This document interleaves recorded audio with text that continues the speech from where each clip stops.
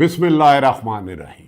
अस्सलाम वालेकुम नाज़रीन, मैं हूं अमशरी आरिफ हमीद भट्टी, लाहौर पाकिस्तान से अहम तरीन खबरों के साथ। नाज़रीन, जिस वक्त आपसे बात कर रहा हूँ, पाकिस्तान में बारिशों का सिलसिला तेज़ हो चुका है और मुल्क में बड़े पैमाने पर सैलाब का ख़तरा है। जहाँ सैलाब का ख़तरा है वही वैसा वहाँ हुकूमत भी आवाम के लिए एक बहुत बड़ा ख़तरा बन चुकी है। पेट्रोल बढ़ाते हैं 57 रुपये, 15 रुपये, 20 रुपये और 37 पैसे कम किया गुज़श्ता रात पेट्रोल को। दूसरी तरफ नाजरीन, इस वक्त पाकिस्तान में सूरत हाल इतनी कशीदा हो चुकी है खैबर पख्तूनख्वा में, बलूचिस्तान में, कि 27 जुलाई को होने वाला इलेक्शन कमीशन ने आज़ाद जम्मू कश्मीर का इलेक्शन शेड्यूल तब्दील कर दिया। 3 मरहलों में इलेक्शन होंगे भी कि नहीं होंगे। आवाम सड़कों पर एहतजाज कर रही है, प्रोटेस्ट कर रही है, बैकडोर राब्ते हो रहे हैं और तीसरी तरफ हुकूमत ताकत के ज़ोर पर हर हाल में इलेक्शन करा रही है और हज़ारों लोग वहाँ सड़कों पर बैठे हैं, एहतजाज कर रहे हैं और 22 तारीख की उन्होंने डेडलाइन दी है, यानी कि कल तक। क्या हुकूमत इस गलती में इमरान खान को जेल में रखने में मुल्क के अमन को तबाह कर चुकी है, दहशत गर्दी को रोकने में मुकम्मल तौर पर नाकाम हो चुकी है। इमरान खान को बार बार अदालतों में जाने के बावजूद जेल में से अदालतों से इंसाफ नहीं मिला। यहाँ तक कि अब गुज़श्ता रोज़ जो 3 जज साहबान बनाए गए हाई कोर्ट के, अब अंदाज़ा लगा लें इस्लामाबाद हाई कोर्ट में से पहले ही इमरान खान को कोई रिलीफ नहीं लिखा। जज अर्जमंद, जिन्होंने इमरान खान साबिक़ वज़ीर आज़म को तोशाखाना 2 में सज़ा दी थी, उन्हें हाई कोर्ट का जज बना दिया गया। जो FIA के प्रोसिक्यूटर थे उन्हें भी हाई कोर्ट का जज बना दिया गया। जो एडवोकेट जनरल थे इस्लामाबाद हाई कोर्ट में, उन्हें भी जज बना दिया गया। क्या ये जज अंदर 20-25 साल जिन्होंने जज बनाया उनकी नौकरी करेंगे या आइन और कानून के मुताबिक करेंगे? ये कमेंट सेक्शन में अपनी राय दीजिएगा। नाज़रीन, मुल्क में अदारों में पटवारी, थानेदार, क्लर्क, DC, DPO इधर उधर बदल लेते थे। अब जजों को भी तबादले का वही कर लिया कि एग्जेक्टिव के मुतहत आ गए हैं। यही वजह है कि इमरान खान को 7 माह में उनके पाकिस्तान के सबके बड़े वकील एतजाज़ एहसन से लेकर सलमान अकरम राजा, बाबर अवान से लेकर सलमान सफदर, बैरिस्टर सलमान सफदर तक, कोई भी इमरान खान के रिलीफ नहीं ले पा रहा और जो सज़ाओं का फ़ैसला तो दरकिनार, उनसे मुलाकात भी नहीं हो पा रही और जेल में उनकी हालत तशवीशनाक बताई जा रही है। लेकिन कहा जा रहा है कि इमरान खान ने जेल से फिर पैगाम दिया है कि आप 5 अगस्त से मुल्क भर में एहतजाजी तहरीक जारी करें। इन हुक्मरानों के ख़ात्मे तक, जब तक ये हुकूमत ख़त्म नहीं होती, उस वक़्त तक ना पाकिस्तान तरक्की करेगा, ना पाकिस्तान में अमन होगा, ना रूल ऑफ लॉ होगा। अब चंद शख्सियात की ख्वाहिश के मुताबिक मुल्क चलाया जा रहा है, जिसकी वजह से बेचैनी, बेकरारी, इकानमी की तबाही, सियासी अदम इस्तेकाम, माशरे में नफ़रत और उलझाव का शिकार है और पाकिस्तान के चारों सूबों में टकराव की पोजीशन है। यहाँ तक कि मुस्लिम लीग नून जो हुकूमती जमात है उसमें सख्त टकराव है। गुज़श्ता रोज़ नवाज शरीफ जो साबिक़ वज़ीर आज़म पाकिस्तान है, मुस्लिम लीग नून के सदर हैं, उन्होंने अपने ही भतीजे वज़ीर आज़म पाकिस्तान शहबाज शरीफ के साहबजादे को कहा था कि हम पंजाब में आपको कोई रोल नहीं दे सकते, आप वफाक में प्राइम मिनिस्टर हाउस में जो चाहे ले लो। जिस पर हमजा शहबाज ने कहा, नहीं, मैंने 3 साल से मुझे बिल्कुल कॉर्नर किया हुआ है, मुझे पंजाब का सदर बनाया जाए। इस पर असदुल्ला खान ने भी व्लॉग किया और बाद सहाफ़ियों ने इनसाइड खबरें दी। हमजा शहबाज अरसा दराज से आपको सियासी मंजर से गुम नज़र आते हैं। कहा जा रहा है कि उनकी और मरीम नवाज़ साहबा जो वज़ीर आला पंजाब है, बाद मामलात में दोनों की सोच का फ़र्क है, दोनों की टीम का फ़र्क है, दोनों के इरादों का फ़र्क है। और हमजा शहबाज साहब का ये क्लेम है कि बुरे वक्त में जब नवाज़ शरीफ डील करके मुशर्रफ के साथ गए तो सारा सख्त वक्त उन्होंने काटा। अब फल खाने की बारी आई है तो मरीम नवाज़ को ले लिया। हमजा शहबाज के करीब आदमी ने मुझे कहा, 3 दफ़ा कहा कि लाहौर स्टेट गेस्ट हाउस में हमजा शहबाज का ऑफिस बनना है और वो सियासी एक्टिविटी शुरू करेंगे। लेकिन हमजा शहबाज के करीबी हल्के का कहना है कि मैं सियासी एक्टिविटी पंजाब में कैसे शुरू कर सकता हूँ? जो लोग आते हैं 85% मसाइल उनके पंजाब में, और पंजाब में मेरे काम नहीं होते। हमजा शहबाज के अफसरान को कौन टेलीफोन करता है कि हमजा शहबाज को सियासी मुतहरक नहीं होने देना, उनका काम नहीं करना देना? जो मुस्लिम लीग नून कहती है कि पीटीआई में इंतशार है, वो तो अपनी फैमिली का इंतशार ख़त्म नहीं कर सके। हाँ, शहबाज शरीफ और हमज़ा नवाज शरीफ आपस में एक दूसरे का एहतराम करते हैं, लेकिन हमज़ा शहबाज पंजाब से अपनी सियासत के ख़ात्मे को देखते हुए सख्त नालाह हैं और वो पसे पर्दा चले गए हैं। आप कोई सियासी एक्टिविटी में नज़र नहीं आएंगे। दूसरी तरफ अलीमा खां ने खैबर पख्तूनख्वा में अवामी मुहिम पर ऐसी तेज़ी दिखाई कि हुकूमत को अब देने के ले पड़ गया कि अगर अलीमा खां इसी तरह मूवमेंट चलाती रही और अवाम सड़कों पर 5 अगस्त को आ गई और अलीमा खां ने कहा है कि हमने अब उधर डी चौंक नहीं जाना, अडयाला जेल जाना है, जहां आप अवाम को उन्होंने कहा जहां आपको रोकेंगे आपने वहां ही धरना दे देना और केपीके के इलाके के रास्ते बंद कर देने हैं, लेकिन रहना पुरअमन है और हम उस वक्त तक ये एहतजाज जारी रहेंगे जब तक इमरान खां के इलाज से लेकर इमरान खां की रिहाई मुमकिन नहीं होती। पीटीआई के 3 रहनुमाओं से जब मेरी बात हुई तो उन्होंने कहा हम इमरान खां की रिहाई के लिए, मुलाकात के लिए, उनके साथ होने वाली अदालती नाइंसाफ़ियों के लिए, सियासी पर्चों के ख़िलाफ़ सैकड़ों मरतबा सुप्रीम कोर्ट, हाई कोर्ट और इंसादात दहशतगर्दी अदालतों में चले गए, हमें इंसाफ नहीं मिलता। लेकिन 26वीं और 27वीं तरमीम के बेनिफिशरी जज साहब बैठे हैं, वो हमारी दाद रसी के बजाय हमारे ख़िलाफ़ ही कार्रवाई कर रहे हैं। यहाँ तक कि तोश अल कादर यूनिवर्सिटी का केस जब ज़मानत के लिए बैरिस्टर सलमान सफदर ने किया तो उन्होंने कहा इसके ख़त्मी केस का नताइज दें। जब इमरान खां को सज़ा देनी थी तो रोज़ाना 12-12 घंटे केस करता था। अब इमरान खां को गुज़श्ता रोज़ जब उसकी पीर के वाले दिन मुलाकात का तो 3 हफ्ते का 21 दिन का टाइम दे दिया। उन्होंने कहा कैद तन्हाई का केस हो और 3 हफ्ते का टाइम देना, ये तो इंसाफ के बुनियादी तकाज़ों के ही ख़िलाफ़ हैं। दूसरी तरफ नाज़रीन कहा जा रहा है कि वफाकी हुकूमत में काबीना के तब्दीली में ख़ासा मैच पड़ा हुआ है। बाद पुराने सियासतदानों को खंडर समझ के फेंका जा रहा है। कुछ की फाइलें खुल गई हैं जिन्होंने मुबैना तौर पर अरबों रुपए पैसे कमाए हैं और कमीशन लेने का पैसा है, और पंजाब की अहम शख्सियात के बारे में भी घेरा तंग कर दिया गया है। पिछले दिनों में पिंडी के डीसी, सीपीओ, एडीसीआर, कमिश्नर और तमाम अफसरों यहाँ तक के तहसीलदारों को कहा गया था।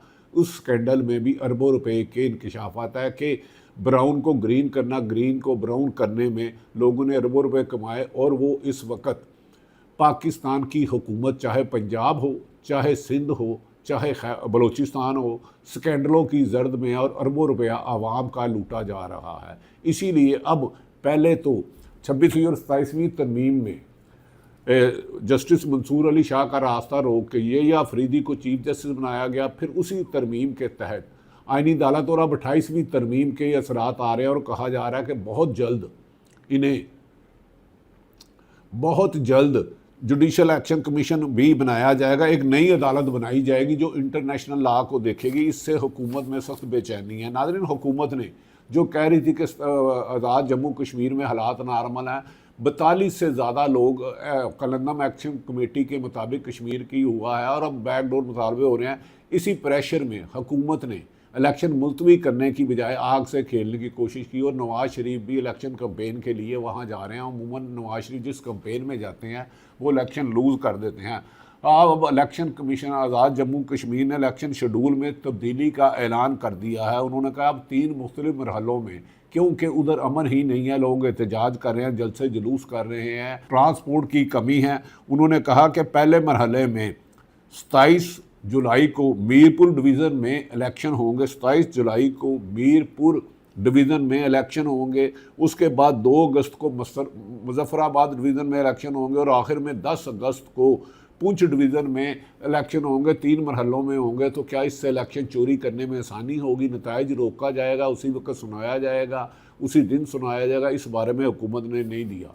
नाज़रीन, दूसरी तरफ पाकिस्तान की इकॉनमी की सूरत हाल ये है कि अगर आइंदा IMF पाकिस्तान का बजट बनाता है और रोज़ाना की सतह पर पेट्रोल की कीमत में इजाफे पर अवाम ने सख्त तनकीद की है। उन्होंने कहा कि जब पेट्रोल की कीमत में इजाफा किया जाता है 15-15, 20-20 रुपये और कमी की जाती है 37 पैसे और डीजल में 10 रुपये से ज़्यादा इजाफा कर दिया, जिससे एक शहर से दूसरे शहर में ट्रांसपोर्ट की कीमतों में नहायत इजाफा हो गया। पेट्रोल और गैस की कीमतों की वजह से आवाम सख्त मुश्किलात का शिकार है और इसीलिए शायद खुदकशियों के वाक़यात ज़्यादा हो रहे हैं, गुर्बत के हाथों, महंगाई के हाथों, लाकानूनियत के हाथों और जॉबलेस लोगों को ना मिलने पर हुकूमत सख्त परेशान है। ऐसे में वज़ीर आज़म और वज़रा की एक फ़ौज लगी हुई है वफाक में और सूबों में, और यहाँ तक कि पंजाब की सीनियर वज़ीर मरियम औरंगज़ेब अपने ही पिंडी में इलेक्शन कैंपेन चला रही है बीबीवाई शादी घरों में और छोटे छोटे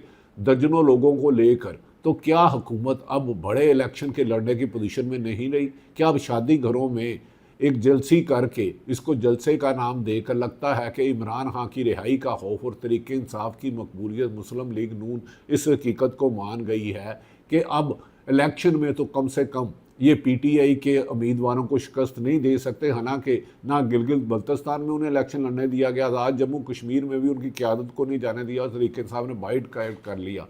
दूसरी तरफ तरीके इंसाफ के अहम रहनुमा अभी कह रहे थे कि 5 अगस्त को इमरान खान की गिरफ्तारी पे 3 साल पूरे हो जाएंगे और पूरे मुल्क में एहतजाज किया जाएगा, जिस पर उनकी बहन अलीमा खां और पीटीआई के शाहिद हटक और दीगर रहनुमाओं सलमान अकरम राजा ने कहा है अगर मूवमेंट चलानी है हुकूमत के ख़िलाफ़ तो पूरे मुल्क में और मतलब डेली चलानी है, वरना एक दिन के एहतजाज से ना तो इमरान खान के ज़ाती मुआलजीन से इलाज कराया जाएगा, ना उनकी रिहाई मुमकिन होगी, और अदालतों से जो 26वीं 27वीं तरमीम के बाद जस्टिस अमीनुद्दीन साहब बैठे हैं, एक और अदालत बनाने से क्या एक और नाइंसाफ़ी का खुलेगा? इंटरनेशनल क्रिमिनल कोड बनाई जा रही है जहां दुनिया होगी।